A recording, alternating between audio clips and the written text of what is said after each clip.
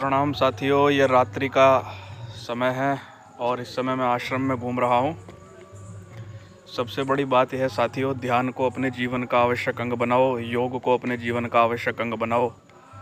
क्योंकि अगर किसी काम में हमारा ध्यान ना हो तो उस काम में सफलता नहीं मिलती। और जब हम ध्यान योग की बात करते हैं तो ध्यान योग क्या करता है? ध्यान योग का सबसे बड़ा फ़ायदा यह है कि आपको वही बातें ध्यान रहती हैं जो आपके काम की है। ध्यान योग से बेकार की सभी बातों को आदमी भूल जाता है, उसकी स्मृति में ही वो चीज़ें नहीं रहती।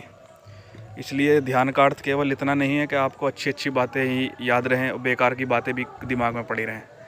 ध्यान का सबसे बड़ा फ़ायदा ये है, जो बातें याद रहनी होती हैं वो याद रह जाती हैं, और जो बातें भूलनी होती हैं आदमी उनको भूल जाता है, अर्थात कचरा निकल जाता है। इसलिए आदमी बिल्कुल हल्के मस्तिष्क के साथ रहता है, शांति में रहता है, आनंद में रहता है, जो जीवन का